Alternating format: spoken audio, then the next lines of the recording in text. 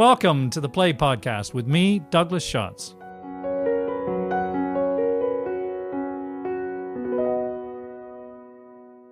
Hello, and welcome to episode 18 of the Play Podcast, where we explore the greatest new and classic plays. I'm Douglas Schatz, founder and host of the Play Podcast. The curtain rises on a rather grand villa and garden in Copenhagen, the home of the Nobel Prize-winning Danish physicist Niels Bohr and his wife Margrethe.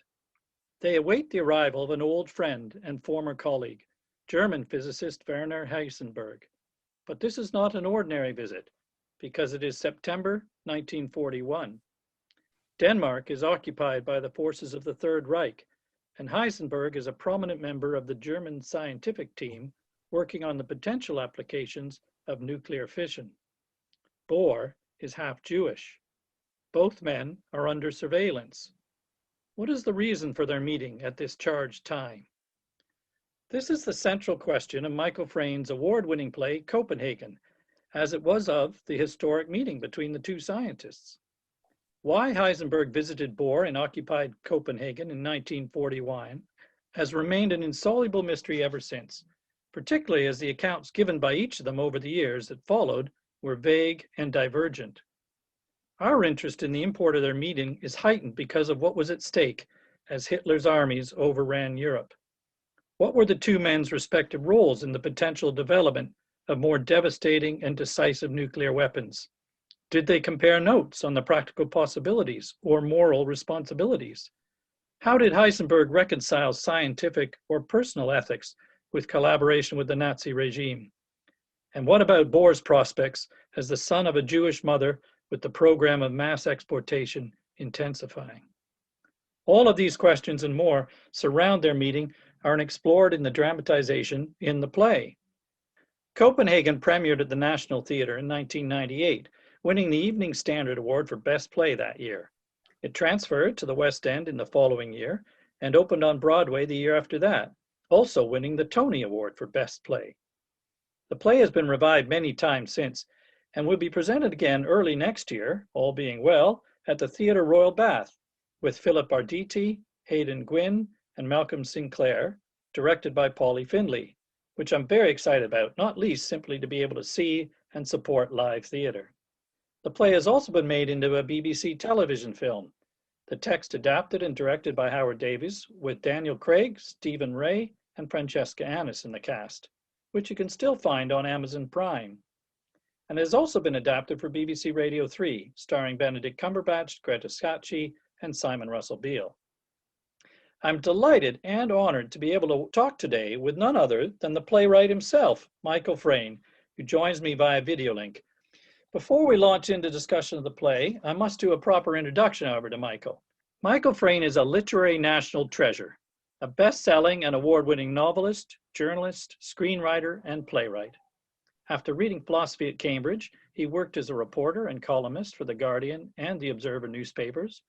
His 11 novels include Headlong, the story of the discovery of a lost painting by Bruegel, which was shortlisted for the Booker Prize for Fiction, as well as Skios, published in 2012, and Spies, which won the 2002 Whitbread Novel Award. His plays are almost too numerous to count, but include Donkey's Years, Clouds, Balmoral, Benefactors, Democracy, Afterlife, and of course, arguably, the funniest farce ever written, Noise is Off. He's also renowned for his masterly translations of Chekhov, having learned Russian while doing his national service, as one does. And if that's not enough, he also wrote the screenplay for the film Clockwise with the inimitable John Cleese. As I say, a national treasure. Before we dive in, Michael, for the benefit of listeners who don't yet know the play, or as a refresher for those that do, I wonder if you could give us a brief synopsis of the story. Well, I think you've given us the story, the background of the story. In my play, Heisenberg and Bohr meet up again after they're long dead to try and work out what had been going on in Copenhagen in 1941, what they actually said to each other, and what Heisenberg's intentions were in seeking the meeting. As you said, the two men were old friends and collaborators, And they'd worked together in the 1920s and been two of the forefathers of quantum mechanics. In fact, they were the most important forefathers of quantum mechanics.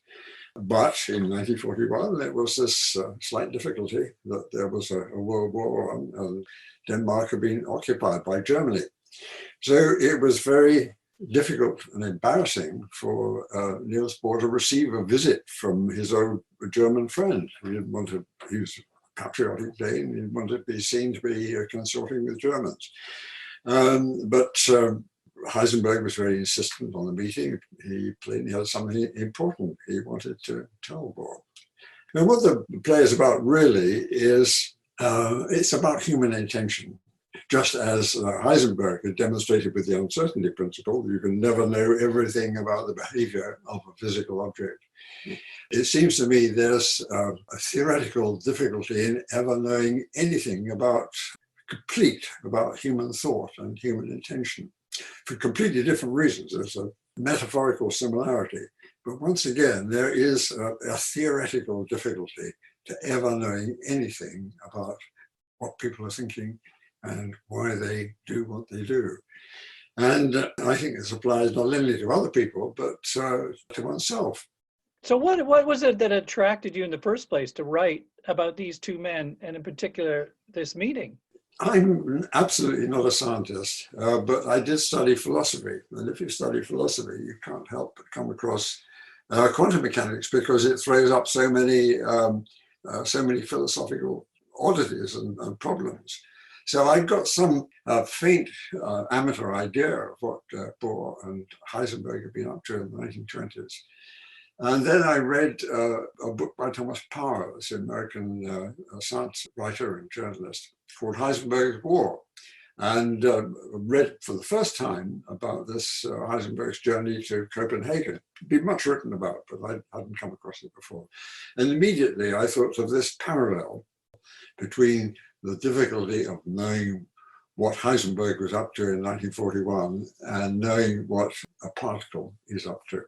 So, I mean, you say amateur understanding of the physics. I think actually from the play and what I've read around it, you had a pretty good understanding. And that raises one of the questions. The subject of esoteric science is not an easy one, incomprehensible to most of us.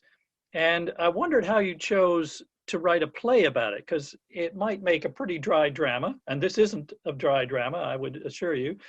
And that's also maybe even a play, it might even be more difficult to convey these scientific concepts just in dialogue. So I know you're a master of multiple literary forms. So why did you choose to tell this story as a play? Well, it is difficult. I think it was Richard Feynman, the great American physicist, who said anyone who thinks he understands quantum mechanics doesn't understand quantum mechanics. No one understands quantum mechanics. They really don't. Scientists don't. And the more they discover about the effects of quantum mechanics, the more mysterious the whole subject becomes. Why did I choose it to do it as a play? Well, I write plays and novels. And the great difference between a novel and a play is that in a novel, the author can choose to know what the characters are thinking, what they're feeling. Doesn't have to, but if you think about most of the books you've read, it's full of things like she decided to do this or that. He felt bitter resentment at what she had said, which suggests that the author has complete access to the heads of his characters. Well, in a play, you can't do that. We don't have access to the heads of the characters. All we know about what's going on inside their heads is what they choose to tell us. Characters in plays, and I'm afraid, don't always tell the truth about their feelings and intentions, and they don't always understand themselves. In fact, often the action of a play is a character coming to understand more about himself and more about his intentions through the action of the play. Well, if I'd written this as a novel, I could have simply have said Heisenberg decided to go to Copenhagen in 1941, see his old friend Niels Bohr, because he wanted to say this, that, and the rest of it. And the whole book would have been over in about a page and a half. Well, obviously, I wanted to keep the story going for a bit longer than that. So it seemed natural to use the form where we're outside the heads of the characters and trying to work out, as they are, from external things, from what they say, their behavior and so forth. What is going on inside? I mean, if you think about it, plays are in general more like life, because in general we don't have access to each other's thinking and intentions. I have to try and work out what you're feeling and thinking by listening to what you say and looking at you, observing your behavior. You don't have access to my head, you have to look at me and listen to what I'm saying. But there is one person we think we do have access to, and that's ourself. Certainly we have much more access to our own self than we do to other people. So in that sense, life's more like a novel. But I question whether one really finally knows about what's going on in one's own head in the way one knows about objective behavior of things in the world outside oneself. As you speak, inevitably we end up with philosophical considerations, and that's a lot of what the play is about, and that's fascinating. We'll get more into that. And I think it's interesting you're saying about dialogue and what you see of the characters through dialogue. Plays, as you rightly say, often it's about the subtext of what's going on underneath what's being said, and we as audiences are trying to interpret. And it's so appropriate because, as you say, the whole subject of the play, in a sense, is trying to interpret what has been going on in the past and between these characters, and even within themselves, understanding their own motives. I wanted to ask you, I mean, the central questions, as you said, of the play is, why did Heisenberg come? And there's much speculation. There's no certainty about this, as we've said, because their accounts differed after the fact. But at the time, what might the reasons have been? And what are some of the reasons that are suggested in the play? Because Heisenberg was part of a program in Germany working on the potential application of nuclear science. And yet he'd also got himself into some difficulties with the Nazi regime. He had been teaching Einstein's theory of relativity, and of course, Einstein was Jewish, so the Germans apparently labeled relativity as Jewish physics. And Heisenberg was labeled a white Jew, i.e. an Aryan who acts like a Jew. And he was at some point questioned by the authorities, but eventually released and allowed to get on with his work and even part of this program. Presumably he was too valuable to them to do anything otherwise. But he was certainly under suspicion nonetheless, as possibly everyone was. So he had, as you mentioned, a lot at stake. I don't know what Bohr's position at that time was. He was still in Denmark, but he did go on afterwards to be part of the Manhattan Project and working with Robert Oppenheimer in the headquarters at Los Alamos. Given all that background, what do you think Heisenberg might have been coming to see Bohr about at that point? Well, one of the suggestions people have made is that he was sent by the Nazi authorities to find out what Bohr knew. People knew that Bohr, although Denmark was under German occupation, Bohr was still writing for the Physical Review in America. So they knew he was in contact, some sort of contact with Western physicists, which he was. And one of the suggestions is that he'd been sent to pick Bohr's brains, to try and find out whether the Allies were working on nuclear weapons. In fact, the Manhattan program was starting just about the same time that Heisenberg was in Copenhagen. But Bohr didn't know about that at all. He was, although he was writing a Physical Review, he certainly wasn't being entrusted with military secrets by the West. People have also suggested that he was sent to Copenhagen to try and persuade Bohr to work for the German atomic bomb program. Yeah. That seems to be completely preposterous. The idea that they'd be able to smuggle a half Jew into Germany to work on the most secret program in Germany seems absolutely, completely daft. There's also a suggestion that he went to try to suggest how Bohr could survive in safety himself by making contact with the German occupation authorities and giving lectures for the Germans. And I think there's some truth in that. I think Heisenberg did suggest to Bohr that he might survive better if push came to shove, if he had better contact with the Nazis. He was trying to protect him then, was he, in some way? He was trying to protect him. Well, yes, I think that was one of his intentions.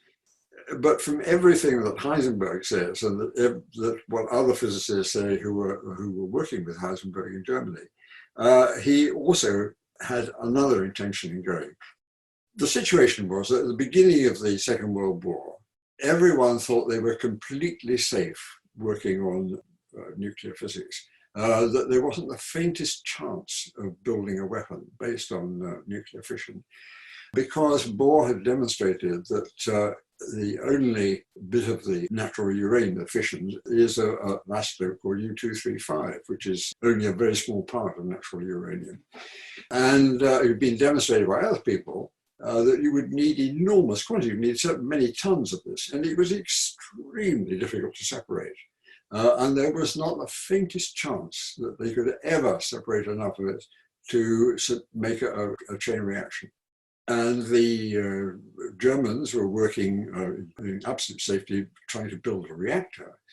But at some point in 1941, they realized that if they got the reactor going, it would produce not only heat, therefore electricity and power, it would also produce as a byproduct Uranium-235, or plutonium, wasn't it? Plutonium. Plutonium. It would produce first neptunium. Neptunium would degenerate into plutonium, and the plutonium would be at least as fissile as the U-235. So they realized that if they ever got a reactor going, they would be in a position, theoretically at any rate, to produce nuclear weapons. And what Heisenberg says, and what other people in Germany agree, is that he wanted to have a word with Niels Bohr about this, to explain that this was now a possibility.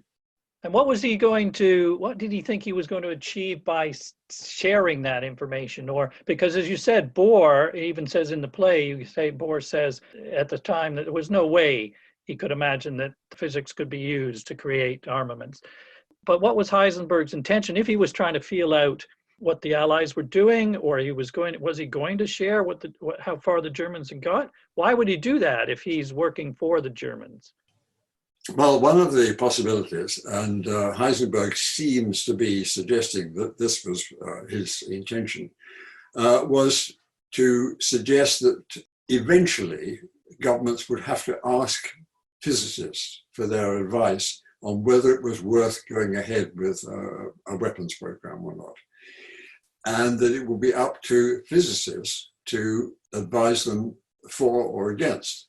And he says they could tell them absolutely truthfully and honestly that it would be extremely expensive, it would involve enormous resources, and might well not succeed. Well, whatever the conversation was, it got broken off before Heisenberg got very far with this.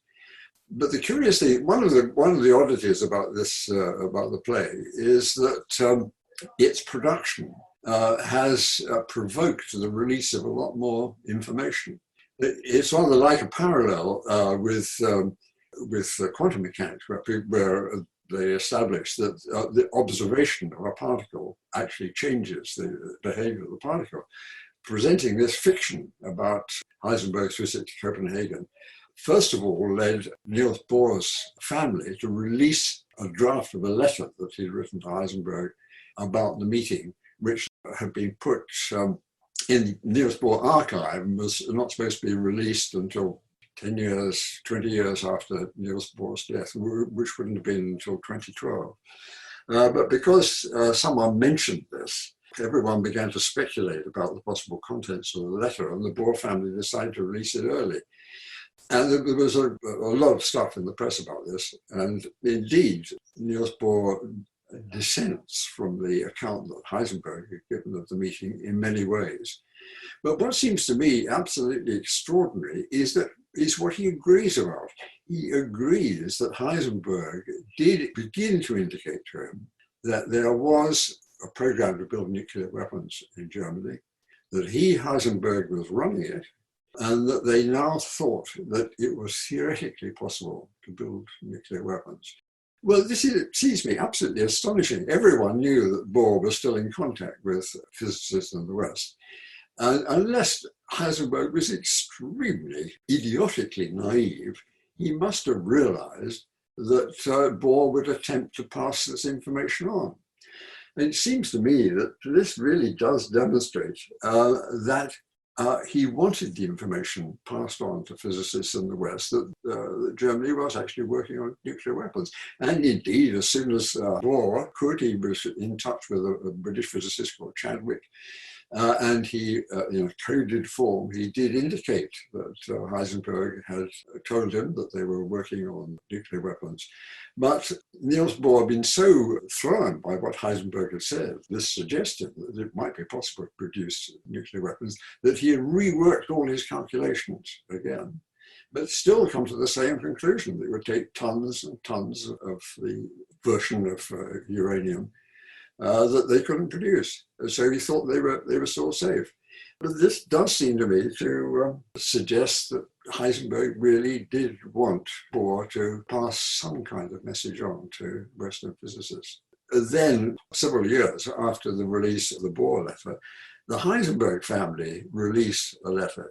And this, in many ways, is much more interesting because Bohr wrote his letter many years after the meeting, and one part of the difficulty was memory, which I must say a difficulty I share now because I wrote this play nearly a quarter of a century ago, and I find it difficult to remember what my intentions were with it. But Bohr was trying to remember the meeting many years afterwards, but Heisenberg's letter, he wrote during the week he was in Copenhagen.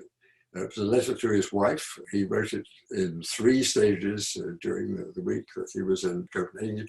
So it's an absolute contemporary account of what was going on that week. But frustratingly, he doesn't mention the conversation. I was going to say, what does it say? Well, he knew he was under surveillance, so I suppose he thought, I'm sure rightly, that his letter would be read by the Gestapo, so he didn't say anything about it. But he does say several surprising things. I mean, there have been a lot of arguments about one of the circumstances of the meeting. A lot of people have said Niels Bohr never invited Heisenberg to the house. He was too upset by the idea of seeing Heisenberg.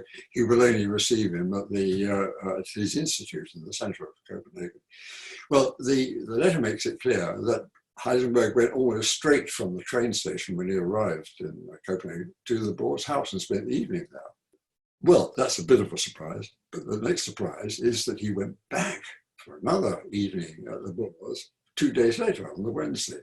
And this, although he doesn't mention the conversation, from the circumstances, it's fairly obvious that the conversation must have occurred at some point during this second meeting. Well, the only thing anyone had ever agreed about that meeting was it ruined their friendship. That whatever got said, whatever the intentions were, Bohr felt upset by what Heisenberg had said, and their long friendship had come to an end. They tried to put it together again after the war and found it extremely difficult. Well, what the letter says is that after this meeting, he went back to the Bohr's house for a third evening on the Friday and spent the Friday evening there. And he says in many ways it was a particularly nice evening. Niels Bohr read aloud to me and I played him a Mozart piano sonata. So the one thing we thought we knew about this meeting turns out not to be so. So what happened? Why do we think it wrecked their friendship? Well, I imagine that looking back on the meeting, as the circumstances of the war got worse, and as the revelations of the horrors of the Nazi regime got worse, both men began to feel a little embarrassed about it.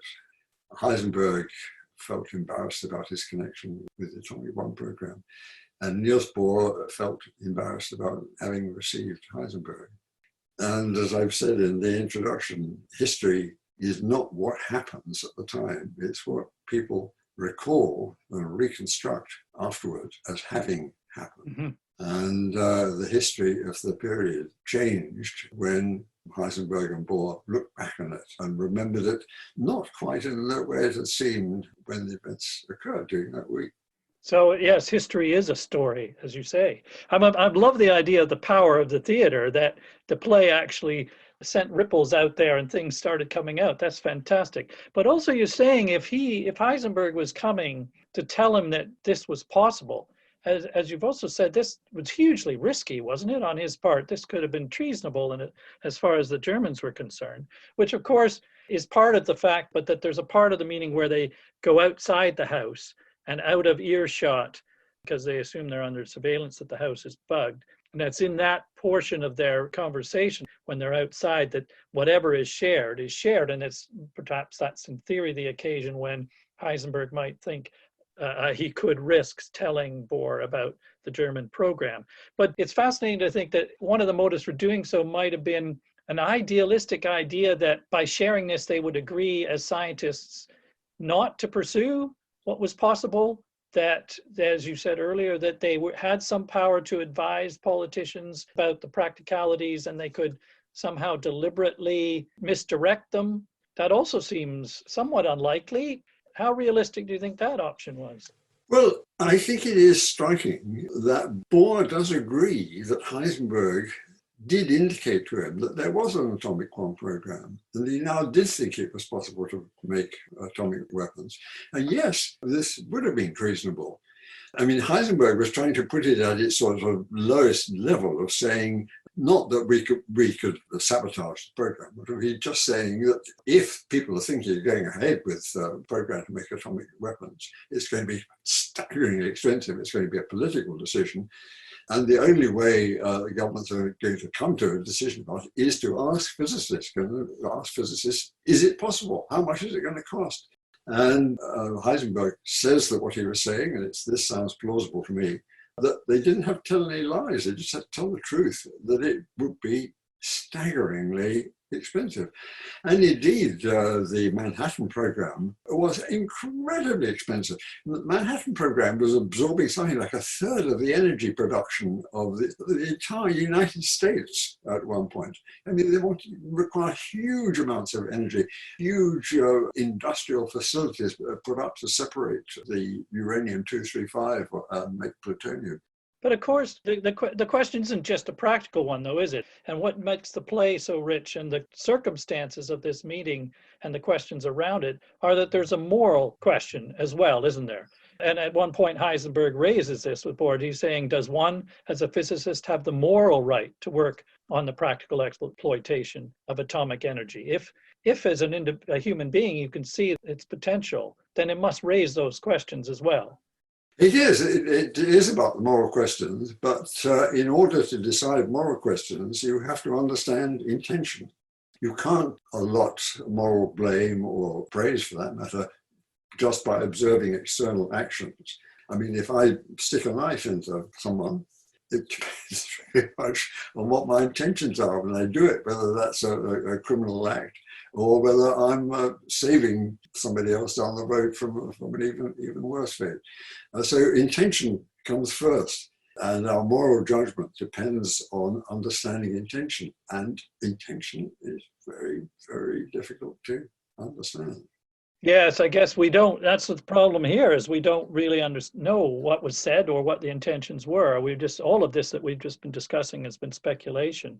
I love the idea earlier you talked about how when they're unobserved, maybe they behave differently. So there's a physics metaphor that you talk about how differently particles behave when they're unobserved. And of course, these two men were unobserved at this key moment. Yeah. Of course, central to the play is all these questions about their professional relationship and the science they're dealing with and the issues they're dealing with and the politics. But what we also see is a personal story and a personal relationship. I wanted to know what you saw as the key elements of these personal characters and their relationships. And of course, there's Niels's wife, Margaret, who plays a smaller but important role in the play. And I'm interested in how you see her role in the triangle as well. But firstly, what about the characters of the two protagonists? Well, they had a slightly father and son relationship. Niels Bohr in the 1920s was the most famous nuclear physicist, atomic physicist in the world. And Heisenberg began as an acolyte, coming to work with him as a research assistant in Copenhagen. And Niels Bohr rapidly realized that he was really a very outstanding physicist with a capacity for very bold and daring thought. And they became great friends. Heisenberg was always slightly in awe of Niels Bohr because he was a sort of father figure. I think there's an element of that remained in their relationship even during the war. But Margrethe is an important character, partly because Niels Bohr believed that the job of physicists was to make physics clear to non-specialists. He was absolutely insistent that in the end, however complicated the mathematics and however technical the language, in the end it had to be translatable into ordinary language. So it's reasonable for him to insist that when he's having these conversations with Heisenberg in the play, if we eavesdropped on the real conversations they had, it would have been in scientific shorthand. We wouldn't have understood a word. But it's reasonable for him to insist, no, what we're doing is making everything plain to Margrethe. Margrethe is the ordinary but very intelligent but untechnically trained observer of what we're up to, and we have to make everything plain to her. So she is the sort of axis around which they turn.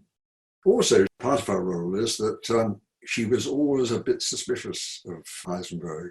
Even when he was there in the 20s, she thought he was a bit too sharp, a bit too smart, a bit too clever. And she was very suspicious about what his intentions were during that visit in the war. Yeah, I think she plays an important role because, as you say, she feels like an ally for the audience in a way to help us understand some of the science that's being talked about. As you said, Bohr insists they should say things in plain language, and she mediates in a way between us and them and between each other. She also challenges and cuts through some of their claims, both sides, but particularly Heisenberg, as you say, she's very challenging to him. But she also makes it a personal story, doesn't she? She reminds us that these are human beings with families and personal relationships and all that goes with that, and the regrets and the ambition, and there's all of that in their relationship as well. They're very competitive. It's a great strand in the play because they talk about working together, but in fact, they're pretty competitive. And it's reflected in the fact that they compete at chess or table tennis or skiing or those sorts of things as well as the physics. So I thought that adds a richness certainly to the play and the human quality, which is important because these are human beings taking these decisions. We talk about these issues in the grand scheme of things and the moral stakes that are being considered or are at stake. But these are human beings dealing with this, and that makes it a much more accessible and human story.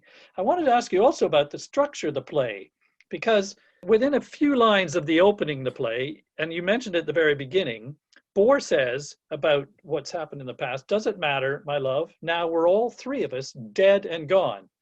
So in fact, the characters are speaking from the afterlife, looking back a long way at the events of this meeting and their lives. Why did you structure it this way? How does this change the perspective on what we see and how the play unfolds? Well, I hope it makes absolutely clear that the play is a fiction. It's based, every time it's based, it appears to be based on the historical record. It is. I've worked very hard to make it as accurate as possible. But play takes off into a realm where history can't go, into speculating about what they thought and what they might have said had they been able to get together and talk about it.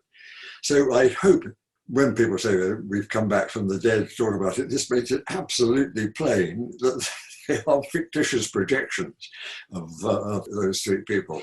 But it also provides a different perspective, doesn't it? It allows, I thought, for example, it allows characters to provide exposition in a way that would be harder in a sort of naturalistic dialogue. Yes. And also, so they can step outside themselves in a way to comment even on themselves in the past or each other. Yes. And I thought it's really clever because it maintains, there's a sort of sleight of hand. It maintains a live presence, as in the present, but also the past. It's somehow you're simultaneously in the past and the present, the first and the third person almost. It's like you said earlier that thematically the play is about our inability to understand the past, but also commenting on it ourselves and on our own actions. And somehow structuring it this way reflects that. The other thing is that there's not a single linear narrative. It doesn't like they look back and they just talk through what happened in sequence, chronological sequence. In fact, you repeat and replay several versions of the meeting, re-examining alternative versions. Why did you structure the play that way? Why do things repeat themselves like that? Well, first of all, about the time structure. When the play was first produced in Paris, the director who was doing it tried to distinguish between the different time zones. It happens in 1941, 1920s, after the Second World War and so forth, by flying in different gauzes. And the cast got immensely confused. Eventually, they fired him and brought in Michael Frayn, who'd done the London production. But in fact, you don't need it because we all do live in different time zones all the time. I mean, as we don't just exist in the present. We're remembering what happened yesterday. We're remembering what happened 20 years ago. We are thinking what's going to happen later this morning, what's going to happen tomorrow and next year, all the time. And it's absolutely natural for us to inhabit different zones like that. And I suppose that the different drafts that they do of the meeting is a bit like, I don't think I thought of this at the time, but the play is based on what's called the Copenhagen interpretation of quantum mechanics, which involves the idea of human observation, that you cannot get away from a human observer. Well, many physicists have since disliked that. They regard it as anthropocentric, that they want to have physics to be absolutely freestanding, not dependent on human beings. And of course, there are very, very good arguments as to why human beings are totally irrelevant. We're a tiny, tiny element in the universe, and the universe rolls on without regard to us. But it's very, very difficult to get away from the human observer. And one of the alternative interpretations of quantum mechanics that have been proposed since is alternative universe theory. The idea that every quantum mechanics brings a new universe into existence. And in a way, you might see the different versions they do of the meeting as like alternative universe. I can't say I thought of this at the time. Oh, it sounds perfect. I'm sure you did think of it at the time, and it certainly has those resonances. I mean, in a simpler sense, you're presenting several versions of the past because we don't know what happened, and there are several possibilities. So the speculations we talked about at the beginning are played out. Yes. And that there's no one truth of the past either. As you talked about earlier, history is the story we make up about it in a way. I love the metaphor that there is in the play, which I think is deliberate, Michael, which was that the repeating of these versions was like the repeating of an experiment, writing another draft of the hypothesis, as they would have done when working together as scientists, gradually progressing collaboratively toward the agreed truth about what happened. It's a scientific method, iterative. And I thought that was lovely that metaphor applied to the play and the way that you repeated these versions of what might have happened. But also you said earlier, because the play is also about the nature and unreliability of memory. The versions of the past that we have are inevitably different. Sometimes they vary even within our own versions of the past, although certainly between each other, and this is clear in their differing views about what actually happened in their different accounts of what actually happened. Margaret says at one point, the past becomes the present inside your head. The past and present are all sliding into one another. We are literally living that day to day, images popping into our head, aren't we, from the past? Absolutely. No. One of the motives that they might have had about meeting again was something about recapturing the past. The implication, I think, in the play, certainly, Michael, is that there was a happy time in their past. Yes. That they both enjoyed each other's company and working together. And part of the visit and part of meeting with friends like that is to revisit those times, is to recapture that feeling between you, which of course it's impossible to do. So again, the play tells us that that's not possible to recapture or revisit the past. Very poignantly, I thought also, there's a detail that you include about Bohr and Margaret's eldest son who drowns in a boating accident. Bohr is with him in the boat and fails to be able to save him. And through the play, images of the death of their eldest son repeat themselves as well. And it's, again, like he's trying to return to a past he'd like to recreate, which had a different outcome. Yes. Also, the discussions in the play really change the way they see the past. At the beginning of the play, Niels Bohr is entirely good man, entirely sympathetic man, as he was. He was a very good man, and he was loved by everyone. And Heisenberg is under suspicion. He did collaborate with the Nazis. He did work on providing, or he may have been intending to provide them with nuclear weapons. And he was certainly regarded as culpable. And during the course of the play, we see that, in fact, whatever his intentions were and whatever his theoretical ideas were, he never managed to produce anything that was remotely like an atomic weapon.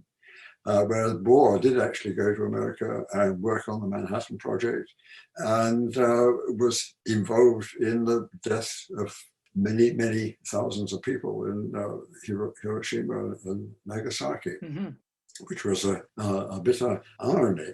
Yes, because Heisenberg says in the play that he always felt unfairly judged, didn't he? That he hadn't actually built and used a bomb, but of course, being on Hitler's team was reason enough to be vilified, whereas Bohr had largely escaped that moral condemnation. In the balance of the debate, how do you see that unfolding in the play? I watched the film the other day, and Heisenberg in the film does a robust job of defending himself. Did you have an intention in some way about how you wanted us to come away from the play feeling about their respective responsibilities or roles? Yes, a relation between intention and what actually happens as a result of intentions. Heisenberg didn't actually produce any weapons, but maybe he intended to. And if he intended to supply it with nuclear weapons, then that's surely morally blameworthy. So this is back to your point about intention versus action. I was tempted to jump in there and say, surely we should be judged by action as well. We should be, yeah, of course, we should be judged by action and intention. But you can't really understand action without knowing about intention, can you? Sure, much harder to evaluate, of course, which is a theme we're going to come to. I want to ask you about that very specifically, but first, on the balance of the morality, I guess, one of the elements, of course, that's thrown into the mix, and I think you do this really sensitively, is about the position of Bohr as a Jew. And as we said earlier, there's an understandable bitterness, I guess, from Bohr's point of view, about his collaboration with the Nazis. And initially, what was interesting was you suggested, I think, in the play that Heisenberg was somewhat naive about this. For example, he suggests to Bohr that he might come and ski with him in Germany at his ski hut, to which Bohr replies, "Perhaps Margaret could sew a yellow star on my ski jacket," which is a fantastic shorthand image for the issue at stake. But it hardly seems possible that Heisenberg would be so unaware or insensitive, would he? Well, it sounds as if he was rather insensitive. And I don't think he thought through all the implications of his trip to Copenhagen at all. I think he thought it would be perfectly possible to say to Niels Bohr, well, get in touch with the people in the German embassy here. It'll help you. He hadn't seen that would be absolute anathema to Bohr. He absolutely loathed the idea of the Nazis. Yes, because he says early in the play, again, beautifully put, Heisenberg suggests to Bohr that for his own self-protection, he should establish closer relationships with the local German cultural authorities. And Bohr says, to watch the deportation of my fellow Danes from a grandstand seat in the windows of the German embassy. Very succinct, but beautifully put about, his outrage at this suggestion. But once again, there was some practical sense in what Heisenberg was saying. And in fact, there were people in the German embassy in Copenhagen who were working against the Nazis, a part of the opposition that led to the Stauffenberg plot. And it was someone working in the German embassy in Copenhagen who tipped the Danish resistance off that the SS were about to start rounding up, deporting and murdering the Jewish population of Denmark. There's some suggestion in the play, isn't there, Michael, that Heisenberg might have been influential in that? He might have been helping to tip them off. I mean, the story is fantastic of Bohr escaping to Sweden by fishing boat because he's had a tip-off. Yeah. But is the suggestion that Heisenberg actually has played a part in tipping them off? Because that would tip the moral balance a little bit back in his favor if that's the case. Well, Heisenberg says in the play, and I think truthfully, that he had absolutely nothing to do with that at all. But they were his friends and colleagues who were involved. Duckwitz, the shipping expert in the embassy who tipped off the resistance, was someone he regarded as a colleague. And it is sometimes forgotten that the last dinner of the conspirators in the Stauffenberg plot, who went on to try to assassinate Hitler, the last dinner took place in Heisenberg's house in Berlin. And although Heisenberg was extremely cautious in everything he did, he was involved with the oppositionists in Germany. We touched earlier on some of the scientific theories that are on show in the play and in their dialogue. And as you say, Margaret helps us to understand some of that in plain language. But there's still some challenging stuff in there, isn't there? You references to the theories of complementarity, of the uncertainty principle, relativity, the splitting of the Uranian atom.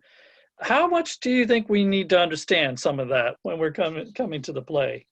I think you need to understand something about fission, because what changes in the play is, first of all, it's seeming to be absolutely impossible to use fission to make weapons because you need so much of the stuff. And then coming to the understanding that, in fact, it wouldn't involve tons of stuff. It would involve kilograms of stuff. And this being the discovery of fission piles of German and Austrian physicists who were working in England because they were Jews. This was the beginning of the Manhattan Project. But it was this slight shift in the understanding of fission that changed the whole moral outlook. It depended on doing a calculation of the diffusion equation. And the question arises, had Heisenberg done the diffusion equation, had he actually made the calculation and suppressed the result, because he realized how explosive in both senses it was, or had he failed to do the diffusion equation? And I think the evidence is very strong that he has not done the diffusion equation. But then the question arises, why hadn't he done it when it was such an obvious calculation waiting to be done? And he was always very aggressive and very forward in coming at problems like that, identifying problems and coping with them. Why didn't he do the diffusion equation when it was crying out to be done? Why was it left to Frisch and Piles at the University of Birmingham to do it? Why didn't Heisenberg done it? Ironically, those two, as you mentioned, Jewish physicists from Austria and Germany. Absolutely, yes. As Heisenberg says ruefully, they should have been doing the calculation inside Germany for their side, but they've been driven out because they were Jews. One of the theories is the principle of complementarity, which I looked up. It says it holds that objects have certain pairs of complementary properties which cannot all be observed or measured simultaneously. So I think there's some suggestion that objects can display characteristics, for example, of both particles and waves, but not at the same time. Now, what I love about this, now, it doesn't take long before my head begins to spin and I don't understand where you're going with quantum mechanics, but what I love about the play and your use of and references to these things in the play is that there's a metaphoric resonances of the personal and political themes. So complementarity, there's a point at which Heisenberg says, I'm your enemy. I think it's Heisenberg says, I'm your enemy. I'm also your friend. And he talks also about his allegiance to Germany. So he has this problem of being German and what all that means in a Nazi world, but it's his homeland. It's where his family is. It's where he's brought up. It's where his friends are, his neighbors. How can he reconcile these seemingly unreconcilable complementarious? No, that's not a right word, probably. But do you see what I'm saying? Yeah. Was that conscious for you? Oh, yes. The complementarity was Bohr's contribution to the Copenhagen interpretation. And in terms of quantum mechanics, it's saying that to understand the behavior of particles, you have to use both the mathematics that Heisenberg had introduced into quantum mechanics, which treat them as particles, and you have to use Schrödinger's wave theory, which treats them as waves. Well, they can't be both particles and waves. Particles are things, waves are disturbances in something else. Yeah. But you have to, he says, you have to use both irreconcilable theories in order to understand the behavior of particles, which seems to be true. And there is no way of reconciling them in theory. It's just that in practice you have to do it.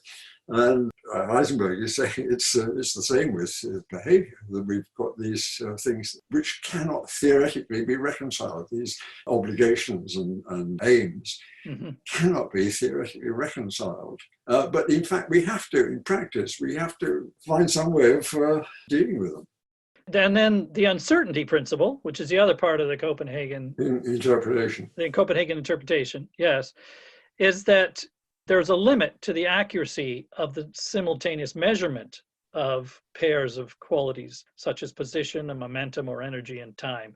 And again, that's as far as I'm going to go on defining it in science, but metaphorically, it's of course very resonant because of the uncertainty throughout the play. Uncertainty about so many things, about what happened, of course, fundamentally, but in the meeting and between them, but the uncertainties about why we do things. And there's a wonderful metaphor you have to try and illustrate for laymen like myself, what does this mean? Where Bohr describes Heisenberg skiing down the mountain at great speed. And at the speed you were going, you were up against the uncertainty relationship. If you knew where you were when you were down, you didn't know how fast you'd got there. If you knew how fast you'd been going, you didn't know you were down. This sounds almost too clever to comprehend, but again, were you conscious of applying this uncertainty principle to the play itself? Oh, sure, yes. That's what it's about. It's about uncertainty. It's about how we can't know. I have to say that Heisenberg's uncertainty principle is not just saying everything's vague about behavior of particles. It's saying there's a very precise mathematical relationship between one's measurement of different quantities. And the more you know about the velocity of a particle, the less you can know about the position. And the more you know about the position, the less accurately you can know the velocity. And there's a very precise mathematical relationship between the two. So I've crudely interpreted that. I apologize. No, not at all. No, it is used metaphorically, and you can't have exact mathematical relationships in the case of intentions and thoughts because they're not located by pairs of variables in the way that the behavior of particles is. Yeah, so I think you've said that, and we've touched on this several times and come finally to it, that epistemology of intention is what the play is all about, is a quote of yours. Yeah. So what does that actually mean? It sounds like that, the accurate understanding of our own motives or others is impossible. Is it along those lines? Yeah, well, epistemology is the philosophy of knowledge, how we know what we know. And traditionally in philosophy, it's been related to our knowledge of the external world. Do we actually know the knowledge of the external world, or do we only have knowledge of our sensations or something inside our head which is representative of the external world? But in this case, I'm talking about how we know about our own intentions. Yes, and of course there are several references of the characters, I think, beginning to realize through the play that they cannot finally understand their own intentions or decipher them. I think Heisenberg says at one stage, I came to Copenhagen simply because I did think of it. A million things we might do or we might not do every day, a million decisions that make themselves. And Bohr says so many things we think about at the same time, our lives and our physics, and Margaret, all the things that come into our heads out of nowhere. It's a relentless flow in our crowded minds. How do we decipher all of this in order to understand what's driving ourselves, let alone others? Yeah. I don't know whether there's a question in there. It just seemed like that. Is that the epistemology of intention? Yes. Well, the whole thing is about the epistemology of intention. How do we know why we do what we do? How do we know why other people do what they do? How do we know why we do what we do ourselves? And it's vital. You need to make estimates of intention before you can make any moral judgments. And you have to make many moral judgments in the course of life. And if you multiply the difficulty of each of us having to do this individually to everybody having to do this, then you start to appreciate that collectively we might create what we create as chaos. Yeah. Is it not? Yes, certainly. Yeah. I mean, I think of this a lot in today's world where, in fact, I had a memory back when I worked as a student in a steel factory, in the summer, and I realized that when I looked around me, that when you aggregated the individual daily outputs of, say, 15,000 people who are working there, the result was a tiny fraction of the potential of the full day's output of a single person multiplied by 15,000, i.e., the effective coordination of the collective enterprise was inversely proportional to the number of people involved. Right. And if you actually think about what's going on inside all of our individual heads and our intentions, and then smash us all together, what do we get? Well, indeed. And also, we're all trying to understand each other, and necessarily failing. Yes, and then I think, isn't the ending of the play telling us that again as well? They come back for a final attempt at recreating the meeting, as we talked about earlier. And the way that they talk at that stage suggests that they realize that they can't actually understand the impossibility of seeing clearly what happened in the past and how difficult it is to interpret even what's happening between them.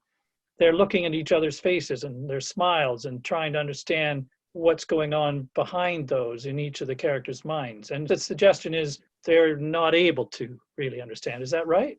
Well, the suggestion is that in the end, they come to think that the real reason Heisenberg had come to Copenhagen is to find out what he's up to himself. Right. That you understand your own intentions by observing your interactions with other people. And I think there's a lot of truth in this. I talk in the introduction about meeting a physicist called Peter Dürr in Germany who worked with Heisenberg after the war. And said that Heisenberg had gone through that meeting over and over again, absolutely obsessed with trying to work out what had happened, what had gone wrong. Really? But he said that what Heisenberg really wanted was very simple. He wanted to have a chat with Niels Bohr. He remembered that they talked everything through in the 1920s, they talked about everything they did. And he thought they could do it again. And of course they couldn't because the circumstances had changed. But I think seems to me that, I'm sure he went for complicated reasons, the various things he wanted to do, but it seems to me that central to it was this idea of wanting to talk things through, to understand about what he's doing himself. I mean, if you go to see an old friend because you've got a difficult decision to take, there's not something specific you want him to say to you. If there were, you wouldn't need to talk to him. You'd have the answer yourself. You want to sort of kick it around, talk to him, and hear what you're saying yourself, or hear how you put it to him, and see how he reacts. And does he start back in horror, or does he nod sympathetically? Understanding about yourself comes out of interactions with other people. I'm sure there's a scientific metaphor there as well, Michael. In the end also, however, the characters talk about their lives when they're finished. As we said, they're looking back from their afterlife, and they talk about the short lives they have, and they put them into the context of future generations and the prospect of the end of human life on this planet. And it seems like a sort of bleak vision at that point, Michael. Is this something that occurred to you because of the fact that we're talking about the potential destructive power of nuclear weapons, or there's a sort of vision of apocalypse when mankind no longer occupies this planet at the end of the play? Well, I think this is generally accepted by scientists. There will come a time when human life ends, whether it comes about because people are letting off atomic bombs or whether it comes about because of rising temperatures. I would have thought it was generally accepted that human life would eventually come to an end. And we just hope it'll be further off rather than sooner. Yes. And of course, the play also, in a sense, suggests that it's the paradox of human knowledge and life, that we possess the intelligence to thrive and survive, but also to obliterate ourselves and the planet. I wanted to ask you, as we mentioned at the very beginning, the play is about to be revived again at the Theatre Royal Bath. And I wondered what you felt in the play feels most relevant to the times we're living in at the moment. Well, once again, I suppose we've still got all the problems with nuclear energy and the dangers it presents that are talked about in the play, plus a lot of additional ones we've discovered since of rising temperatures and the threat they pose to the planet. And I suppose you could see the coronavirus as another sudden physical challenge that we have to work out ways of dealing with. And I imagine that life's going to go on like this. If once we've got the coronavirus settled, something else will turn up. And we still haven't dealt with climate change. We're a long way from dealing with it. Yes, as Margaret says at the end, there's vision of what will be left of our beloved world, our ruined and dishonored and beloved world. It sounded very much to me like what we do to our planet. So this has been fascinating. We've run out of time. Thank you so much, Michael. Before we leave, I wanted to ask you, one of the traditions of the podcast is that I like to ask my guests to recommend a play that we could talk about in a future episode. So I wonder if there's a personal favorite of yours that you'd be happy to nominate. There's a play by Yasmina Reza called Art, which was a huge success all over the world. And that raises a lot of interesting questions about aesthetics and about how one places one's friendship, one's loyalty to one's friends in a relationship with one's ideas, one's beliefs and so forth. And I think there's a lot to talk about there. If you want to talk about history, there's a play called The White Guard by Bulgakov, which Bulgakov adapted from his own novel. And that's got an interesting historical background because this was in the late 20s, early 30s, I can't remember exactly when. And it was immediately banned by the censor. It was going to be done at the Moscow Art Theatre, and immediately banned by the censor, very understandably, because it's a very sympathetic portrait of White Russia at the time of the revolution. And Bulgakov appealed to Stalin, and Stalin said he would come to look at the play himself. So he came and sat in Roji or whatever, and they did a performance for Stalin alone. That was very terrifying. Well, that's risky theatre. Absolutely. At the end of it, Stalin said, okay, you can do it. Ah, fantastic. He then went into the repertoire at the Moscow Art Theatre and became Stalin's favorite play. He went back to see it, I think, a dozen times. No. And the first time I went to see it at the Moscow Art Theatre, I thought I must have misunderstood. It must have been played as an unsympathetic picture of White Russia. Absolutely not. It was an entirely sympathetic picture of these decent, muddled, confused human beings trying to think of a decent way to behave. So there's a lot of background about Stalinism and communism and so forth to explore. That's just a wonderful story. And the fact that the art itself could somehow persuade him, that's also a great outcome. Yeah. So 2 choices, that's wonderful. Thank you so much, Michael, for all your time today. It's been a privilege to talk to you. As the curtain falls on the imperfect reunion of these 3 people and their vision of our uncertain understanding of ourselves and the world, what can we conclude? Other than it is still incumbent upon us to make the most of this precious meanwhile, to preserve our beloved world for our children and children's children. Thanks for listening. See you next time.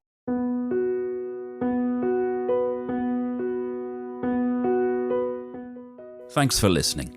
To listen to other episodes, to find out news about future episodes, or to leave comments about what you've heard, please visit us at www.theplaypodcast.com. You can also follow us on Facebook or on Twitter at theplaypod. You're also welcome to email plays@theplaypodcast.com to suggest plays that we could talk about in future episodes. You can also register your suggestion on the website. Thanks again, and see you next time.